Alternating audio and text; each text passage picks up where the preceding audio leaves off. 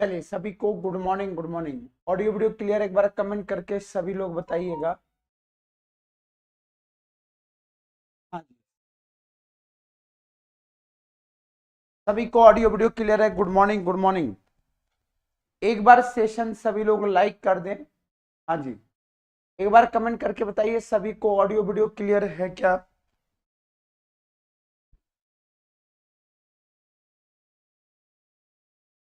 हाँ जी, आवाज आ रही है सबको? Good morning. गुड मॉर्निंग करिश्मा जी, सभी को गुड मॉर्निंग। चलिए तो स्टार्ट करते हैं फाइनली आज का हमारा सेशन और शुरू करते हैं 5 अप्रैल की घटनाओं के बारे में। ठीक है, चलिए सभी को गुड मॉर्निंग। Good morning. चलिए गुड मॉर्निंग भागवत जी, करिश्मा जी, मोनिका जी, भारती जी, सभी को गुड मॉर्निंग। पूजा जी, मंजू जी, दुर्गा जी, ठीक है, सभी को गुड मॉर्निंग। क्लियर है सब कुछ? शुरू करें हम लोग। चलो स्टार्ट करते हैं आज का हमारा। सबसे पहले अगर बैंकिंग की बात करें, देखिए बैंकिंग फाउंडेशन हमारा लॉन्च हुआ है, जो बहुत ही नॉमिनल चार्जेज में हमारा बैंकिंग फाउंडेशन, जो 199 था, अभी ऑफर में आपका 999 रखा गया है। तो 999 में आपको बैंकिंग फाउंडेशन का बैच मिल जाएगा, केवल 999 में। तो आप इसके लिए तैयार हो जाइए। बैंकिंग फाउंडेशन क्योंकि अप्रैल से लेकर आपका जो सितंबर होता है, अगस्त सितंबर तक, इसमें आपके कम से कम बहुत सारे एग्जाम लाइनअप में रहते हैं। इसमें आईबीपीएस ने अपना कैलेंडर को जारी कर दिया। उसी तरह अगर रीजनिंग फाउंडेशन, मैथ फाउंडेशन चाहिए तो केवल 299 में 90% ऑफ के साथ आपको मिल जाएगा। और वर्ग 2 का अगर आपको चाहिए कोर्स तो बिल्कुल 999 में आप वर्ग 2 के कोर्स ले सकते हैं, केवल 999, जिसमें आपके मैथ हो गया, साइंस हो गया, सोशल साइंस हो गया और हिंदी हो गया। चलिए व्यापम का हमारा फाउंडेशन बैच स्टार्ट हुआ, जो मात्र 1499 का है, जिसमें आपका पूरी वैलिडिटी 1 साल तक की वैलिडिटी रहेगी, जिसमें आप एमपीएसआई कांस्टेबल दोनों के बैच कर सकते हैं। चलिए तो सबसे पहले रैपिड फायर की ओर चलते हैं और फटाफट मुझे इसका आंसर बताइए क्या आने वाला है। हाँ जी, गुड मॉर्निंग। गुड मॉर्निंग सभी को, गुड मॉर्निंग। बोला क्या, बताइए अभी हाल ही में G20 का सेकेंड एम्प्लॉयमेंट वर्किंग ग्रुप का मीटिंग जो हुआ है, ये कहां पर हुआ? तो इसकी जो मीटिंग हुई है भाई साहब, ये कहां पर हुई? तो असम। और असम आपने नाम सुना होगा, जहां पर है गुवाहाटी। और असम की गुवाहाटी की जब हम बात करते हैं तो असम का हाई कोर्ट भी कहां पर है? तो अगर हाई कोर्ट देखिए तो असम का हाई कोर्ट जो है गुवाहाटी में। जिस तरह से मध्य प्रदेश का अगर हाई कोर्ट की बात करें जबलपुर में है, उसी तरह असम की हाई कोर्ट भी कहां पर है? गुवाहाटी में। हेमंत बिश्व शर्मा का आपको याद रखना है। हेमंत बिश्व शर्मा ये कौन है? यहाँ के सीएम है। और गवर्नर भी आप याद रखिएगा इसी के बेस पर। और यहाँ पर जो सबसे ज्यादा फेमस है, इसकी राजधानी कहां पर है? दिसपुर। और दिसपुर जो है ये इसकी क्या है? राजधानी है। बाकी आपको काजीरंगा वगैरह याद रखिएगा, काजीरंगा अभ्यारण्य और काजीरंगा नेशनल पार्क और मानस, ये दो चीजें आपको सबसे ज्यादा पेपर में पूछा जाता है। और उसके बाद असम की दिग्बोई, दिग्बोई का आपने नाम सुना होगा। दिग्बोई जो ऑयल रिफाइनरी है, इसको सबसे पुराना ऑयल रिफाइनरी बोला जाता है दिग्बोई, असम दिग्बोई जो है। चलिए हाल ही में किसने अभी राष्ट्रीय रसद पोर्टल, मतलब समुद्री यानी सागर सेतु के नाम से, मतलब सीधी सी बात है कि सागर सेतु ऐप जो लॉन्च किया गया है, तो ये सागर सेतु ऐप का जो पहला संस्करण लॉन्च किया गया, ये किसके द्वारा लॉन्च किया गया? तो मैं बता दूं, सर्वनंदा सोनवाल।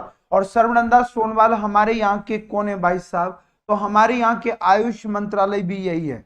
तो आयुष मंत्रालय भी है और सीधी सी बात है water and shipping and watershed minister भी यही है। जहाज रानी बोलते हैं वो भी इन्हीं के पास। चलिए निम्नलिखित में से किस राज्य सरकार ने अभी हाल ही में राज्य में 3 नए मेडिकल खोलने की प्रस्तावना दी है? तो बताइए वो कौन सा राज्य है जहां पर 3 नए मेडिकल ओपन किए जाएंगे? तो ध्यान से सुनिएगा, ये राजस्थान, राजस्थान जो है ये राज्य ऐसा है जहां पर 3 नए मेडिकल खोले जाएंगे। और वहीं पर अभी दिया गया राइट टू हेल्थ, याद रखिएगा, राइट टू हेल्थ बिल को वहां पर विधेयक को पारित किया गया है, जिसको बोलते हैं स्वास्थ्य का अधिकार। जिस तरह से हमारे देश में 2005 में और 2008 में हमारे यहाँ राइट टू इंफॉर्मेशन एक्ट आया था, और राइट टू एजुकेशन एक्ट आया था, आरटीई बोलते हैं, शिक्षा का अधिकार। और शिक्षा का अधिकार जो आया था 2008-9 में, और हमारे पास राइट टू इंफॉर्मेशन एक्ट जो आया था वो 2005 में आया था। तो इन चीजों पर भी आपको ध्यान में रखना है। तो मैं सबसे पहले बता दूं, राजस्थान में ही अभी 2 जो 3 नए जगह अलग अलग नए मेडिकल ओपन किए जाएंगे, इसके लिए सबसे ज्यादा चर्चे।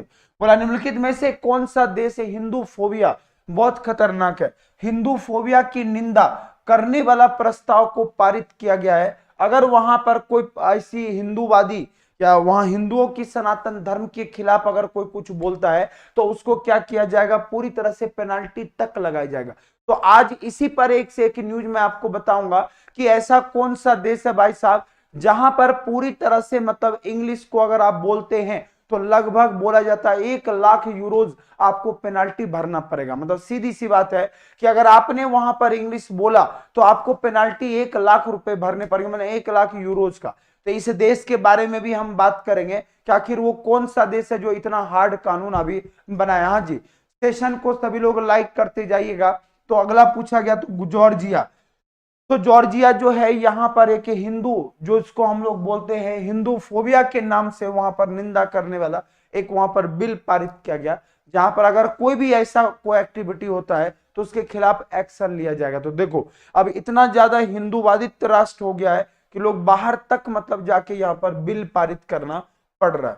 चलिए आगे की ओर बढ़ते। निम्नलिखित में से किस बैंक ने अभी विभिन्न वित्तीय उत्पादों और तथा पेशकशों के लिए गोदरेज के साथ इन्होंने टाई अप किया? तो गोदरेज के साथ बताइए अभी किसने टाई अप किया? एसबीआई ने।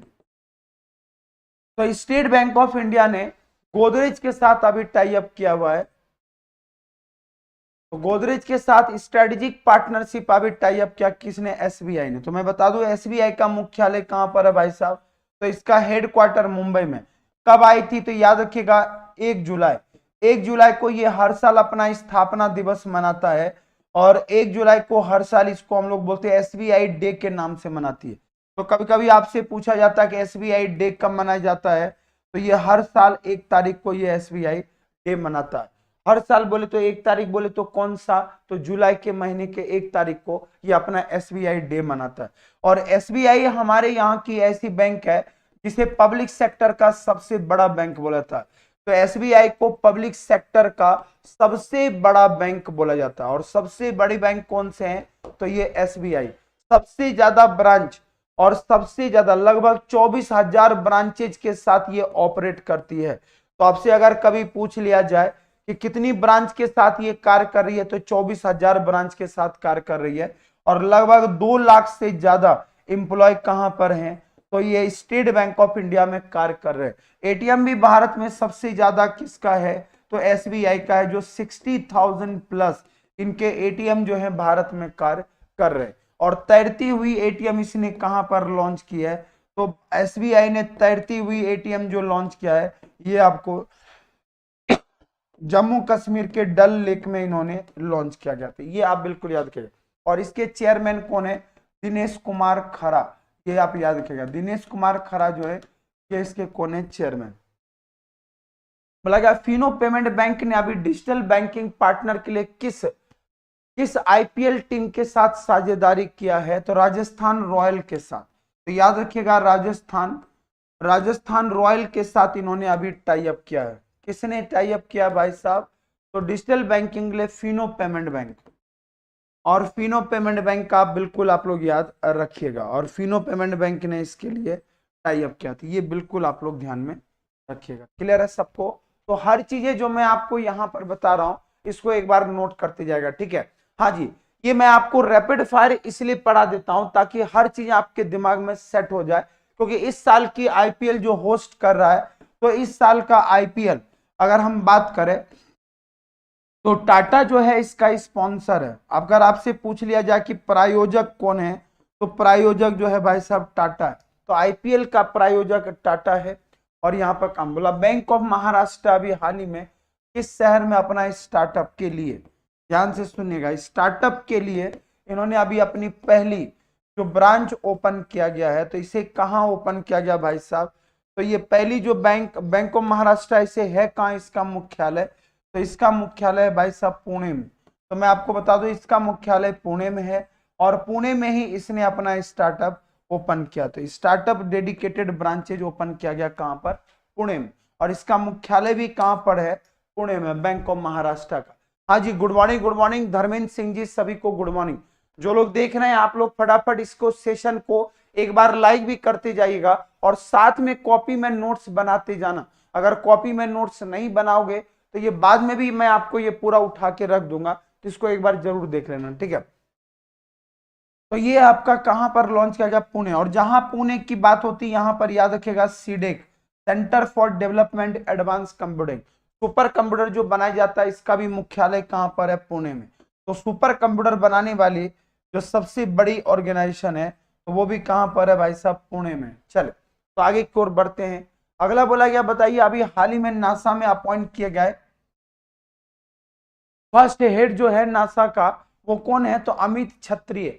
अमित क्षत्रिय को अभी मून टू मार्स, तो सीधी सी बात है नासा का मून टू मार्स का ये मिशन जो चलाया गया है, मून टू मार्स, और ये जो मिशन चलाया गया नासा का, ये अमित क्षत्रिय कौन है, इसके हेड हैं भाई साहब अमित क्षत्रिय, और ये भारतीय मूल के हैं जिनको वहां पर नासा में बनाया गया एरोनॉटिक्स। हाँ जी, गुड मॉर्निंग।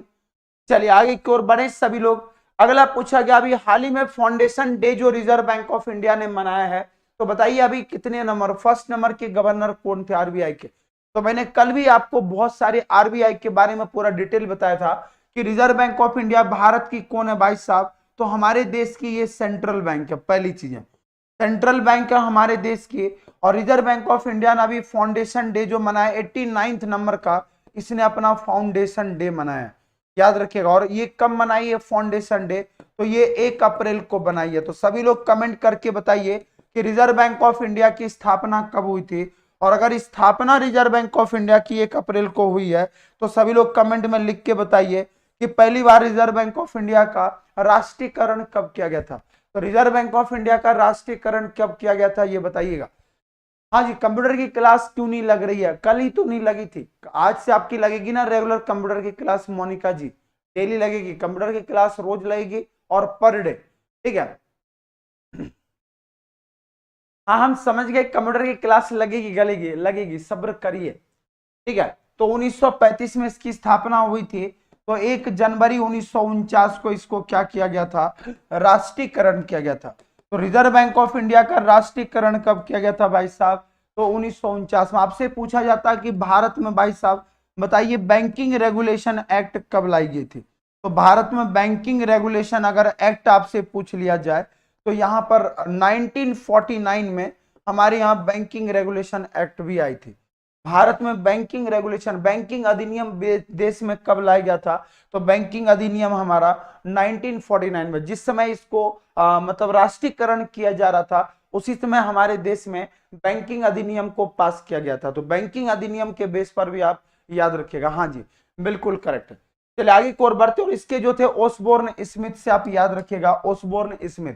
और सीडी देशमुख के नाम से चर्च गेट का ने जो रेलवे स्टेशन बना चर्च गेट, वो इनके नाम से रखा गया, ठीक है। चलिए आगे की ओर बढ़ते हैं। बोला गया विश्व ऑटिज्म डे हम लोग कब मनाते हैं, 2 अप्रैल को विश्व ऑटिज्म डे मनाते हैं। चलिए चैनल को अभी तक अगर आप लोगों ने सब्सक्राइब नहीं किया है तो सभी लोग एक बार चैनल को जरूर सब्सक्राइब करें। और स्टार्ट करते जो मेन हमारा सेशन है कि बताइए अभी हाल ही में वह कौन सा देश है जिन्होंने प्रधानमंत्री नरेंद्र मोदी जी को इनवाइट किया पेरिस विजिट करने के लिए। तो पेरिस कहां पर है भाई साहब, अगर नहीं पेरिस आपने लिख ही दिया है तो फिर बचा क्या। पेरिस किसकी राजधानी है, फ्रांस की राजधानी, और फ्रांस की राजधानी क्या है, पेरिस है। तो याद रखिएगा ये जो आपसे पूछा जाता तो पेरिस जो है, और पेरिस में इनको बुलाने के लिए इन्होंने बुलाया है। और वहां पर एक होता है बेस्टाइल डे परेड होता है, फ्रांस में बेस्टाइल डे परेड होता है जो जुलाई मंथ में इसको कंडक्ट किया जाता है, और जुलाई 2023 में इसको कंडक्ट किया जाता है। तो इसलिए पेरिस में इनको इनवाइट किया गया, ठीक है। और इसके लिए ये सबसे ज्यादा जाने जाते हैं। तो मैं आपको बता दूं फ्रांस, और फ्रांस के वहां के कौन है भाई साहब, इमैनुअल मैक्रोन बोलते हैं। फ्रांस के कौन है बिग बॉस, इमैनुअल मैक्रोन। इनका नाम भी आप याद रखिएगा। अभी परेड के लिए जो लाया गया था इनका नाम है इमैनुअल मैक्रोन। तो फटाफट इसको लिखिएगा, क्योंकि ये क्वेश्चन आपके लिए सबसे ज्यादा फेमस है, क्योंकि भारत के प्रधानमंत्री की जो विजिटिंग होती है तो इमैनुअल मैक्रोन जो है ये वहां के कौन है, प्रेसिडेंट है। तो यहाँ के जो प्रेसिडेंट है भाई साहब इमैनुअल मैक्रोन। और यहाँ की अगर हम करेंसी की बात करें, पेरिस की करेंसी, तो वहां पर वहां का ऑफिशियल लैंग्वेज जो है फ्रेंच है, ठीक है, फ्रेंच वहां पर ऑफिशियल लैंग्वेज है। और यहाँ यूरो जो है यहाँ की क्या है, करेंसी है, ये आप याद रखिए। तो जो दिया गया है ये फ्रांस इनको बुलाया गया। और इसकी राजधानी रूस का कहां पर है, मॉस्को। मॉस्को किसकी राजधानी है, रूस की है। यूके का कहां पर है, लंदन। और उसके बाद यूएसए का अगर पूछ लिया जाए तो यहाँ पर है वॉशिंगटन डीसी।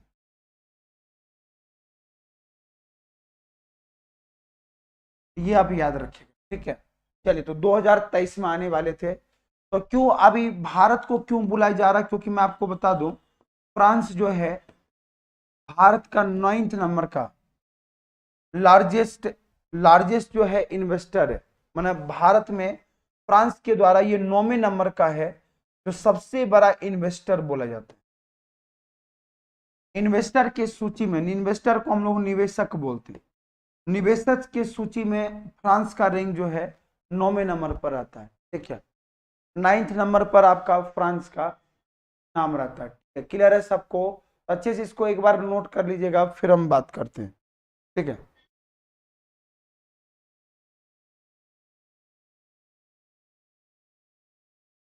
तो अच्छे से इसको आप एक बार नोट कर ले, सभी लोग एक बार फटाफट नोट कर लें, फिर हम आगे की ओर बढ़े। तो जो भी चीजें आपको यहां पर दिया जाता है, यूरोपियन नेशन का ये कंट्री है, यूरोपियन नेशन का ये देश है जहां पर ये कार्य करता है, ठीक है। सेशन को एक बार लाइक जरूर करते जाएगा जितने भी लोग देख रहे हैं। वर्ल्ड का सबसे मोस्ट पॉपुलर टूरिस्ट डेस्टिनेशन, अगर सबसे प्रसिद्ध मतलब वर्ल्ड का देखा जाए तो विश्व का सबसे बोला जाता है, विश्व का सबसे मोस्ट पॉपुलर जो टूरिस्ट डेस्टिनेशन है वो किसको बोलते हैं हम लोग, फ्रांस को बोला जाता है, ठीक है। और इसीलिए बोला जाता है कि यहाँ पर सबसे ज्यादा फेमस ये माना जाता है, ठीक है। चल अगले की ओर बढ़े हम लोग। बोला गया अभी हाल ही में प्रधानमंत्री नरेंद्र मोदी जी ने रिसेंटली में वंदे भारत भोपाल से नई दिल्ली के बीच में किया गया था। तो ये कितने नंबर की ट्रेन है, तो याद रखिएगा ये 11th नंबर की ट्रेन, 11वें नंबर का है जो Vande Bharat.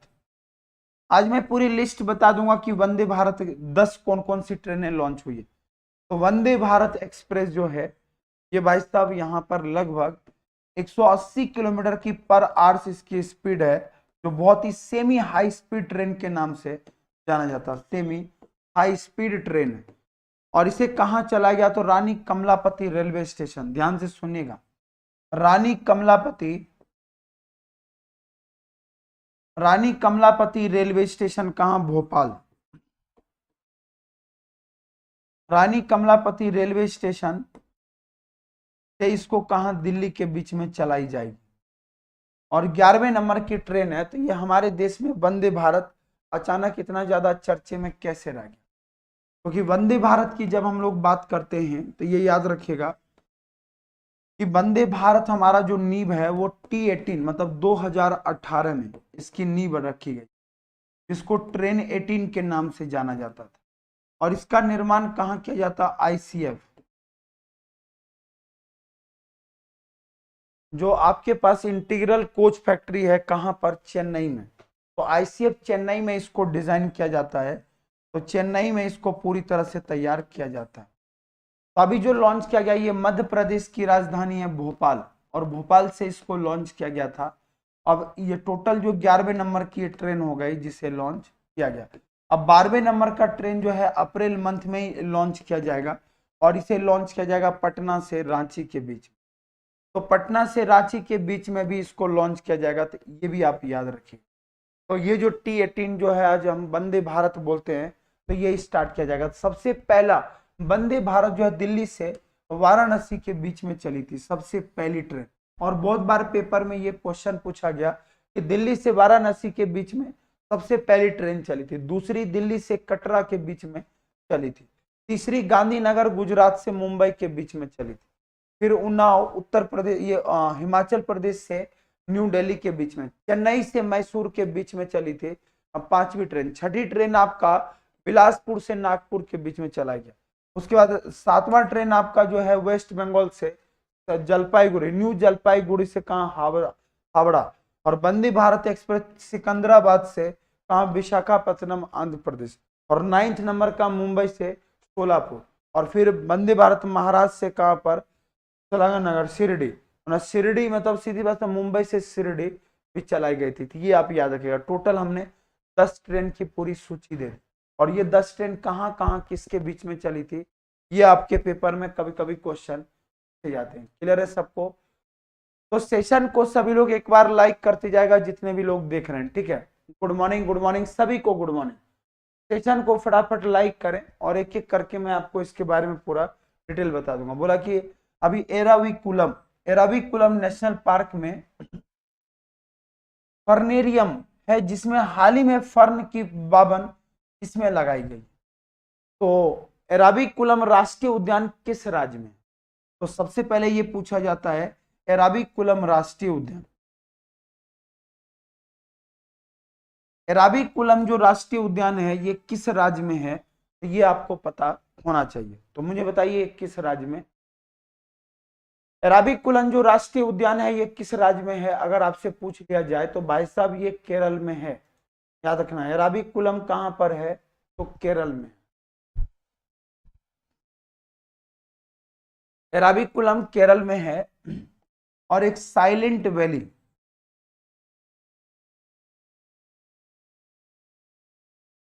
Valley national park भी कहां पर है, तो ये आपका केरल में ही है। साइलेंट वैली और एराविकुलम नेशनल पार्क केरल में है।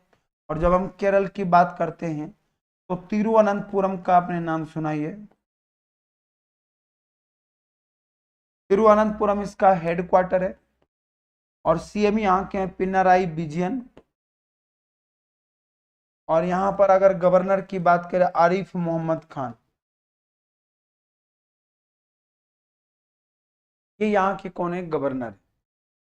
तो ये याद रखिएगा केरल में अभी कितने, एक तो एराविकुलम नेशनल पार्क है, साइलेंट वैली है, और उसके बाद पंपादम 16 नेशनल पार्क, ये भी कहा इडुक्की याद रखिएगा। पलक्कड़ याद रखिएगा इडुक्की। ये 1978 का सबसे पुराना माना जाता है। 1978 में ये एराविकुलम नेशनल पार्क की स्टैब्लिशमेंट हुई थी, ठीक है। चल अगला, ये बहुत शानदार क्वेश्चन है और इसी क्वेश्चन की हम बात कर रहे थे जहां पर ये सबसे ज्यादा जिक्र किया गया है कि वो कौन सा देश है जिसने इंग्लिश भाषा बोलने पर प्रतिबंध लगा दिया।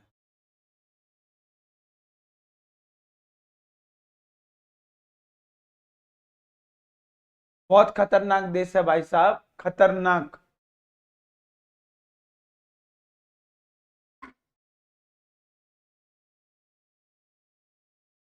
हाँ जी बताइए। देखो मैं आपको बता दूं निम्नलिखित में से किस देश ने अभी एक नया कानून पेश किया है जो आधिकारिक संचार में किसी भी विदेशी भाषा का, विशेष रूप से अंग्रेजी, किसी भी विदेशी भाषा और विशेष रूप से भाई साहब क्या, तो अंग्रेजी का उपयोग अगर आपने करने के लिए आपको कितने यूरो देना पड़ेगा, 1 लाख यूरो का जुर्माना आपके ऊपर लगाया जाएगा। और 1 लाख यूरो का जो जुर्माना लगाया जाएगा भाई साहब ऐसे वैसे नहीं लगाया जाएगा, ऑफिशियली मतलब लगभग अगर देखा जाए तो 82 लाख, 1-2 रुपए नहीं, 82,46,550 रुपए अगर रुपए में कन्वर्ट करोगे तो 42 लाख का जुर्माना लगाया जाएगा, 82 लाख का। तब आप सोचिए ये चमत्कारी देश ये कौन सा है। जैसे अभी आपने सुना होगा हिंदू फोबिया के लिए वहां पर एक विधेयक पारित किया गया। क्या आप हिंदू फोबिया के लिए विधेयक पारित किया गया किस देश के द्वारा, तो जॉर्जिया के द्वारा। और यहां पर ये जो देश है वो है इटली। और इटली आपको पता ही है भाई साहब कि इटली, और इटली में कौन, तो इटली ने यहां पर क्या किया, पूरी तरह से ये विधेयक पारित कर दिया। और वहां की प्रधानमंत्री हैं इटली की जो प्राइम मिनिस्टर है भाई साहब जॉर्जिया मेलोनी नाम है इनका।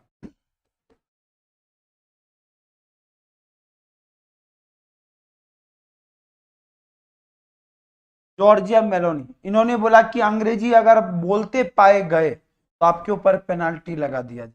सोचो, ये होती है देश जहां पर अगर आपने अगर अंग्रेजी वहां पर बोला और उसमें भी ऑफिशियल लैंग्वेज एज अगर आपने अंग्रेजी रखा तो आपके ऊपर पेनाल्टी लगाया जाएगा।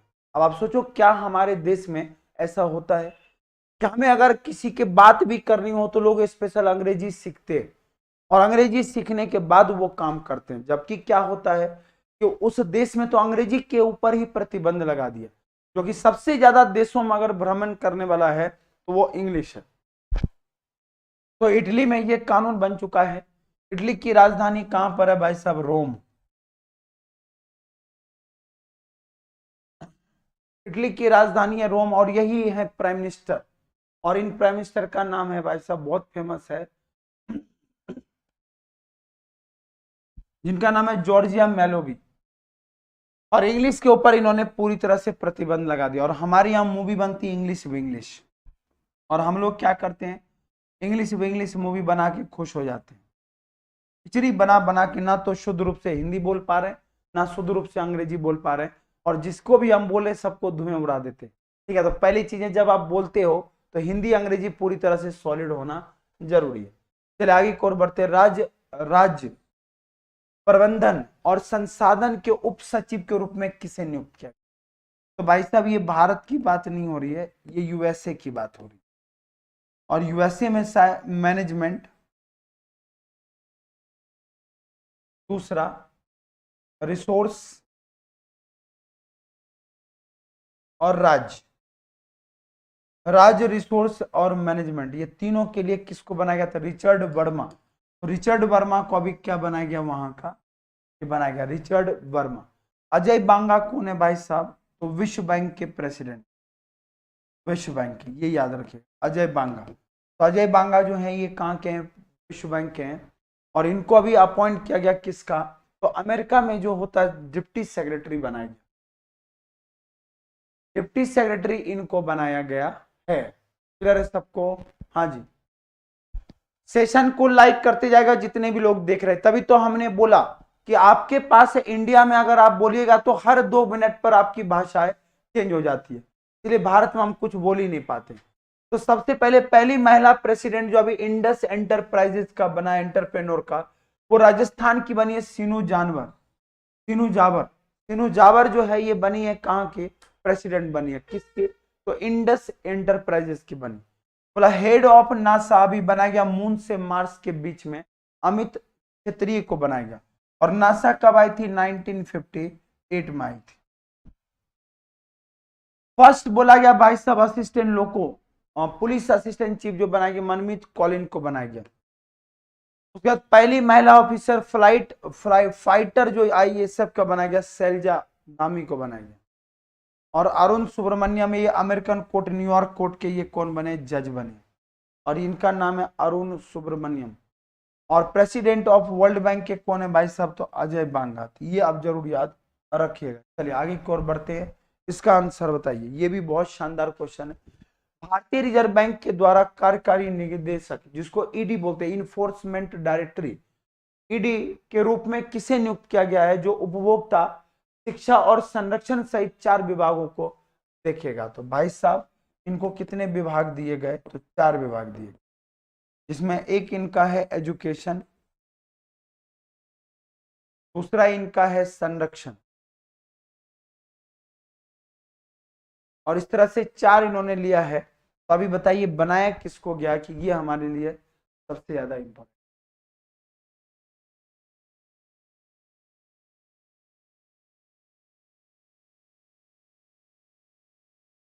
हाँ, इसका आंसर बताए तो नीरज निगम। याद रखिएगा किसको बनाया गया? नीरज निगम को बनाया गया, नीरज निगम।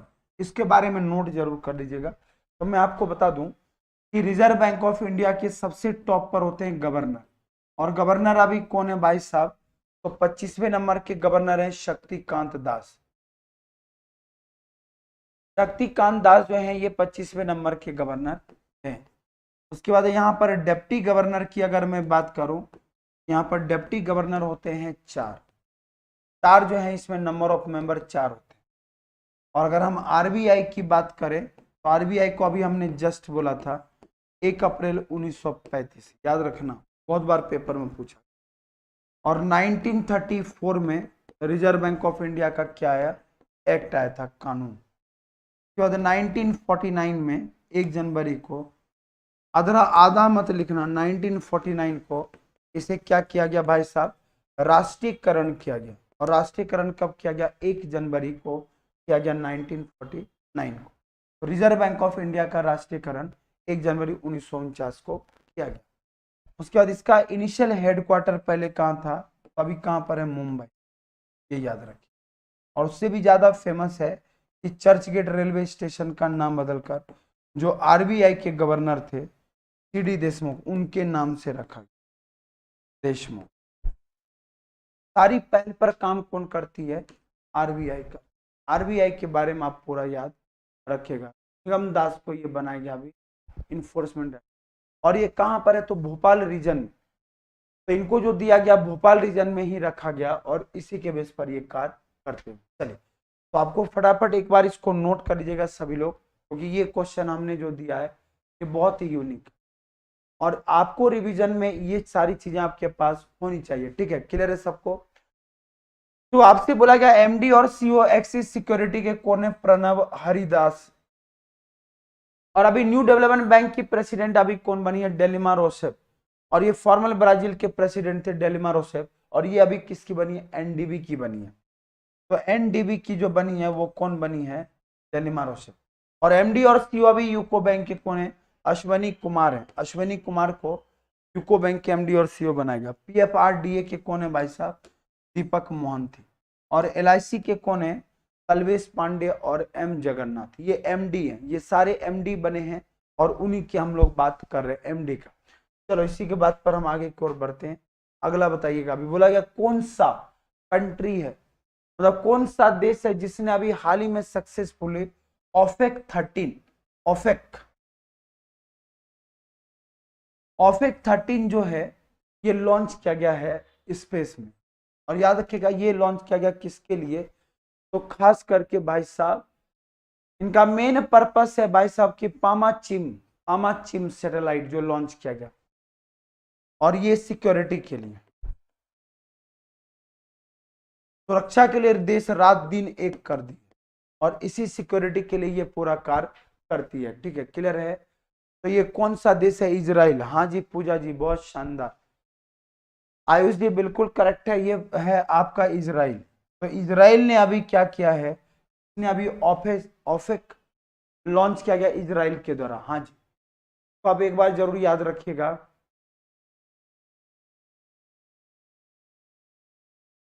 तो जब हम इजराइल की बात करते हैं भाई साहब, ये सैटेलाइट पहली बार स्पेस पावर में जो ये ज्वाइन किया था 1988 में,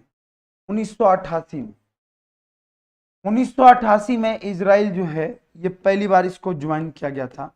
और मैं आपको बता दूं इजराइल की राजधानी कहां पर है, जेरूसलेम। जेरूसलेम क्या है, ये इसकी राजधानी है।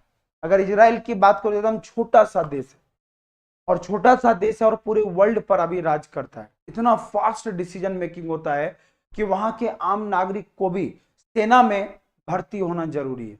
आम नागरिक को भी सेना का ट्रेनिंग लेना जरूरी है। क्यों, क्योंकि फिलिस्तीन और गाजा पट्टी का नाम सुना होगा। तो फिलिस्तीन वगैरह जो देश है वो हमेशा इजराइल के ऊपर हमला करते रहता है, और ये पूरे देश में एंटी पूरी तरह से मिसाइल का उन्होंने पूरा ऊपर ड्रोन लगा के रखा। जैसे मिसाइल गिरती है वो हवा में ही आवाज कर जाता है। तो ये जो इजराइल में ये लाया गया, तो ये वाकई में सराहनीय है। वहां की अगर करेंसी अगर को पूछ दिया जाए शेकल, तो शेकल जो है वहां की क्या है, करेंसी है। शेकल जो है ये यहाँ की क्या है भाई साहब, करेंसी है, ये याद रखिए। तो जो चीजें मैंने आपको बोला। और बेंजामिन नेतन्याहू, इजराइल का भी कौन है president, Benjamin Netanyahu.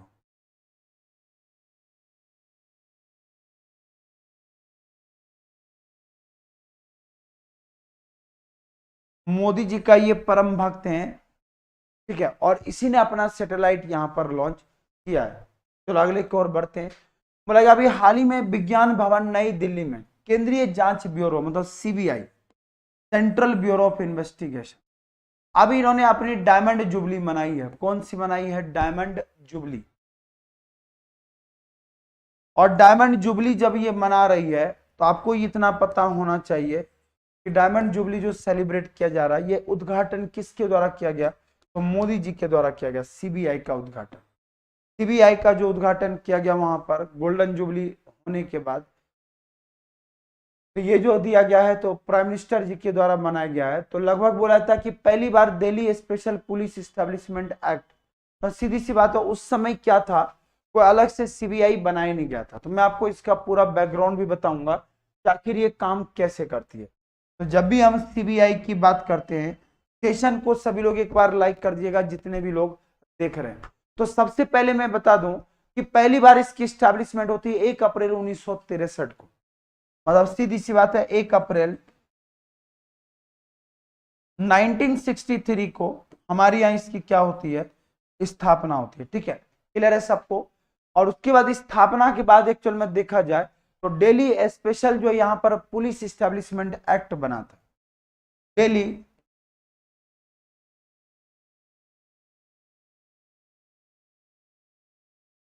Special police establishment act बना था। और ये एक्ट 1949 में आजादी के पहले ही आ गया, और इसी को मॉडिफाई करके हमारे यहाँ सेंट्रल ब्यूरो ऑफ इन्वेस्टिगेशन बनाया गया, जिसके सुबोध कुमार जायसवाल, लिखिएगा इसके हेड कौन है, सुबोध कुमार जायसवाल। और सुबोध कुमार जायसवाल कौन है, सीबीआई के हेड है। ये भी आप जरूर याद रखिए। बोला गया हर साल जो है हम लोग प्रिवेंशन ऑफ ब्लाइंडनेस वीक, हर साल हम लोग प्रिवेंशन ऑफ ब्लाइंडनेस वीक 2023 को जो ऑब्जर्व किया वो कब से कब तक इसको मनाया जाएगा, कब से कब तक मनाया जाएगा? तो ये याद रखिएगा कि आपको 1 अप्रैल से 7 अप्रैल के बीच, 1 अप्रैल से 7 अप्रैल के बीच में ये वीक मनाया जाता है। और ये वीक किसके लिए? खास करके ब्लाइंडनेस से रोकने के,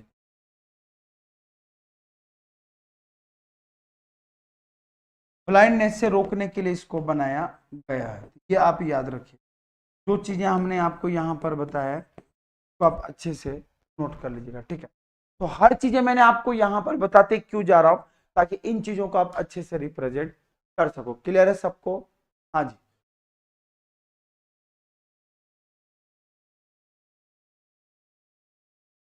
अगर मैं इसकी बात करूं तो ये WHO के द्वारा बुलाया जाता है, WHO वर्ल्ड हेल्थ ऑर्गेनाइजेशन के, WHO के द्वारा मनाया जाता है। WHO का इस्टेब्लिशमेंट 7 अप्रैल 1948 को होती है, 7 अप्रैल 1948 को विश्व स्वास्थ्य संगठन, जिसका हेडक्वार्टर कहां पर है? जेनेवा में इसका मुख्यालय, जेनेवा में इसका क्या है? मुख्यालय। और इन्हीं के रिपोर्ट के अनुसार बोला गया है कि लगभग 2.2 मिलियन लोग जो हैं, 2.2 मिलियन लोग, विश्व के 2.2 मिलियन लोग जो है तो विजन के कारण जो है आंखें उनकी खराब हो रही, तो इसके लिए इसको लगाया जाता है। तो ब्लाइंडनेस वीक जो हम मनाते हैं प्रिवेंशन, वो कब मनाते हैं? तो ये आपका मनाया जाता है कब? तो 1 से 7 अप्रैल। चलिए, क्लियर है सबको? मैंने क्या बोला, जो लोग देख रहे हैं वो एक बार सेशन को जरूर लाइक करें। और मैंने पूरा आपको डिटेल में इसीलिए बता दिया कि जब भी आप किसी चीज को पढ़िए तो उसको पूरा रिसर्च करें, और इसीलिए मैं सारे इंपॉर्टेंट डेज को यहां पर बता दिया। चलिए, मार्च वाला डेट को हम लोग फटाफट रिवाइज कर लेते हैं। तो सभी लोग पेन पेपर लेके मार्च के डेट को लिखते जाइएगा। तो सबसे पहले हम बात करते हैं भाई साहब 3 मार्च। तो 3 मार्च बहुत फेमस है, जिसको वन्य जीव दिवस बोलते हैं हम लोग, वन्य जीव दिवस, विश्व वन्य जीव दिवस हम लोग कब मनाते हैं भाई साहब? तो 3 मार्च को मनाते हैं। ठीक है, ये याद रखिएगा। और 4 मार्च भी आप लोग याद रखिएगा, इसको बोलते हैं नेशनल सेफ्टी डे के रूप में मनाते हैं, नेशनल सेफ्टी डे के रूप में मनाते हैं। और नेशनल सेफ्टी डे कब मनाया जाता है? 4 मार्च को मनाया जाता है। उसके बाद आपको 8 मार्च याद रखना है। तो 8 मार्च को हम लोग अंतरराष्ट्रीय महिला दिवस मनाते हैं, इंटरनेशनल वुमेन्स डे के रूप में हम लोग सेलिब्रेट करते हैं। तो राष्ट्रीय महिला दिवस कब मनाया जाता है? तो लिख लो यहीं पर। तो राष्ट्रीय महिला दिवस जो मनाया जाता है भाई साहब, ये मनाया जाता है 13 फरवरी को, सरोजनी नायडू। और उसी दिन आप याद रखना वर्ल्ड रेडियो डे भी मनाते हैं। वर्ल्ड रेडियो डे हम लोग कब मनाते हैं? 13 फरवरी को, ठीक है।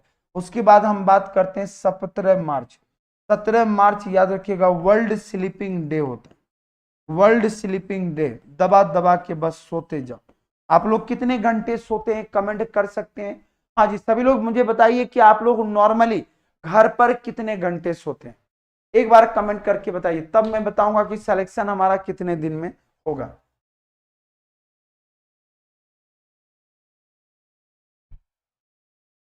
घर पे आप लोग कितने घंटे सोते हैं?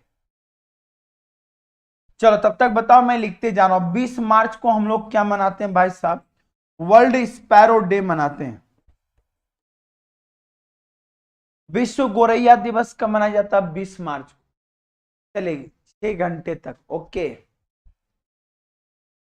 चलिए सभी लोग 6 घंटे तक सोते हैं, गजब, सारे 6 घंटे। मैंने जोड़ते तो ऐसे हैं, एक दिन में यूपीआई कितना ट्रांजेक्शन भाई साहब? 1 लाख से ऊपर तक हम कर सकते हैं, ठीक है, ट्रांजेक्शन। क्लियर है? अच्छा, एपेक्स बैंक में आया था 1 लाख तक का कर सकते हैं ट्रांजेक्शन। चलिए 5 घंटे भारती जी।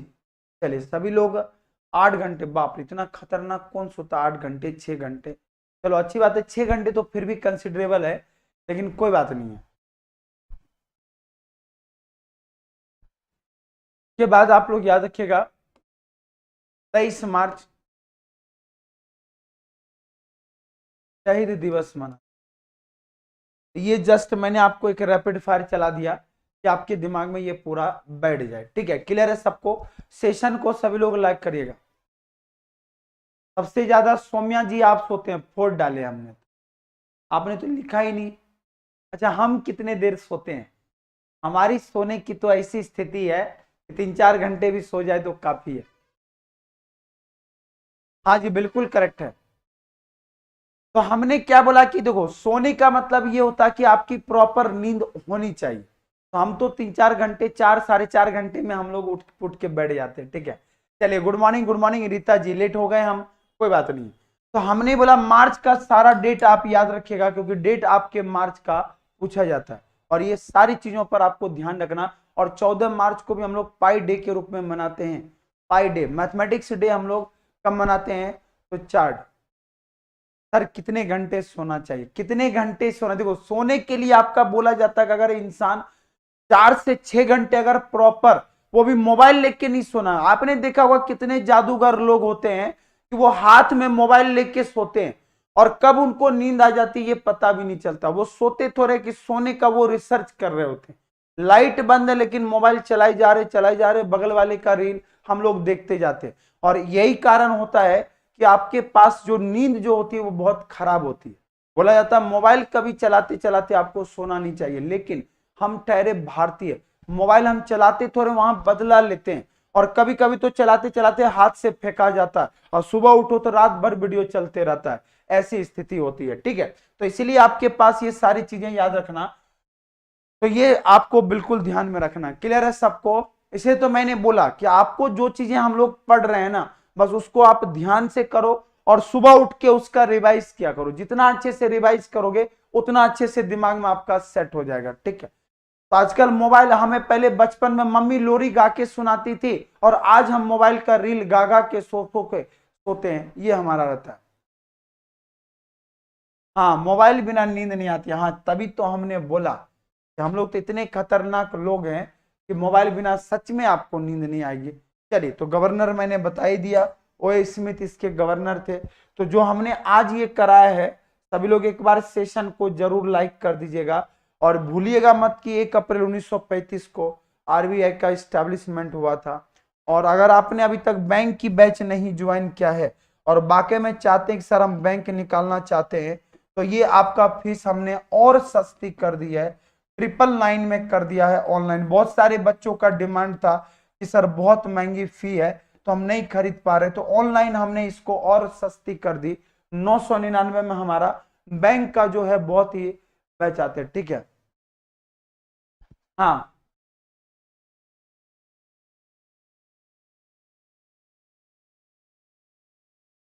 आज अच्छी बात है सौम्या जी।